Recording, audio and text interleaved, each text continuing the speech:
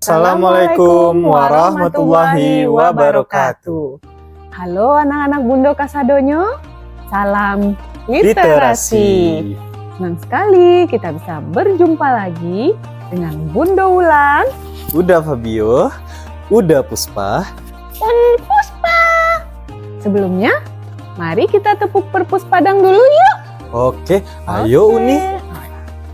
Tepuk perpus padang. Baca-baca, biar pintar. Oke.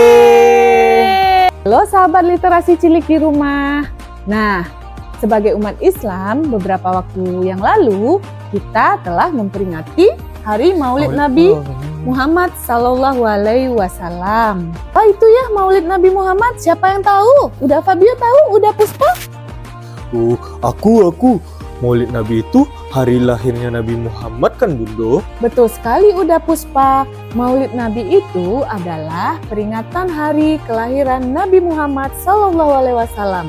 Nabi atau Rasul terakhir yang diutus Allah atau Nabi akhir zaman.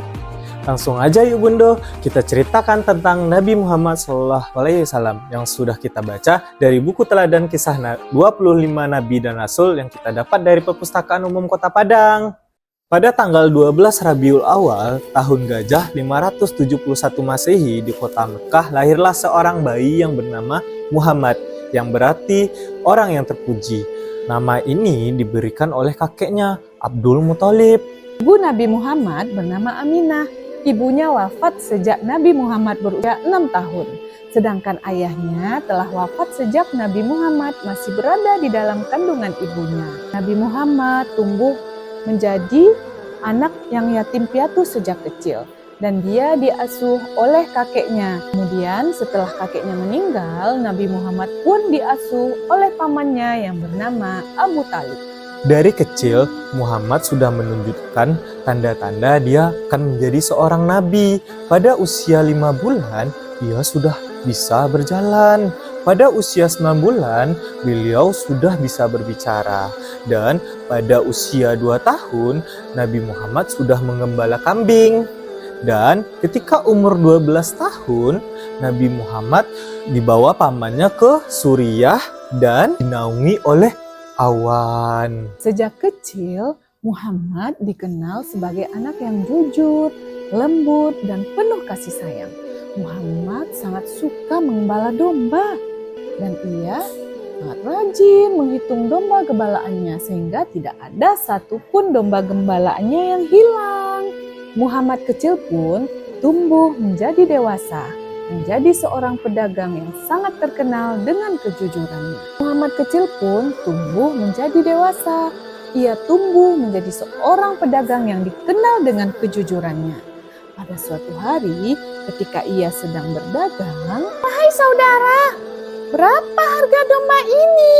Apakah domba ini sehat dan tidak cacat?" Domba ini dijual seharga 5 dirham. Domba ini sehat dan kuat, tapi domba ini pernah mengalami sedikit luka di kaki, namun sudah sembuh dan tidak mengganggu kesehatannya. Begitu ya. Terima kasih atas kejujuranmu.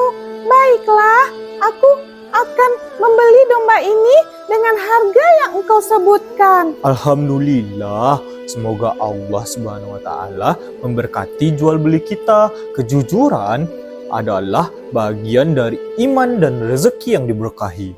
Karena kejujurannya, orang-orang membeli beliau gelar Al-Amin yang artinya dapat dipercaya. Ketika dewasa, Muhammad pun bekerja sebagai pedagang yang jujur dan cermat.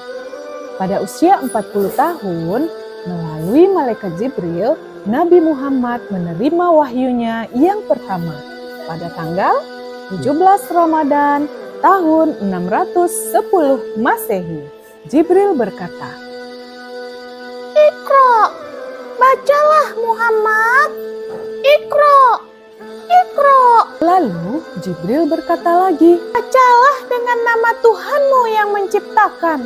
Muhammad merasa cemas dan takut, tapi ia tetap yakin akan tugas besar yang diembankan kepadanya, yaitu tugas untuk mengajak semua umat manusia kepada kebaikan dan tauhid. Karena itulah muncul wahyu pertama, yaitu 5 ayat awal surat Al-Alaq yang turun kepada beliau.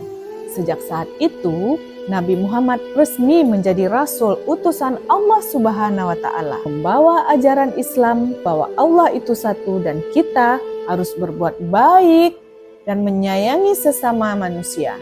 Selama dakwahnya, Nabi Muhammad menghadapi tantangan besar dari kaum Quraisy yang menentangnya. Suatu hari, seorang pemimpin Quraisy menghadap dan berkata, "Hai Muhammad, ajaranmu mengganggu tradisi kami. Mengapa kamu hendak merubah semuanya?" Nabi pun dengan tegas menjawab, Aku hanya menyampaikan apa yang diperintahkan Allah agar manusia hidup dalam kedamaian, keadilan, dan kebenaran. Banyak orang Quraisy yang marah dan mengejek, bahkan menyakiti beliau. Akhirnya, karena gangguan semakin berat, Nabi Muhammad dan para sahabat pindah ke Madinah.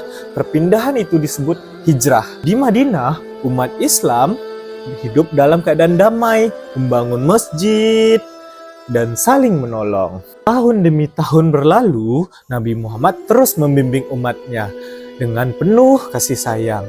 Beliau selalu menolong anak, yatim, menyayangi fakir miskin, dan mengajarkan akhlak mulia hingga pada usia 63 tahun, Nabi Muhammad jatuh sakit.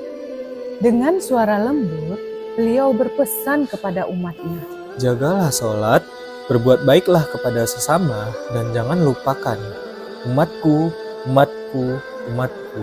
Semua sahabat Nabi Muhammad menangis sedih.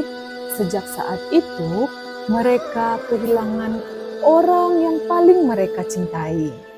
Sejak saat itu, umat Islam mengenang Nabi Muhammad SAW sebagai sosok teladan terbaik sepanjang masa.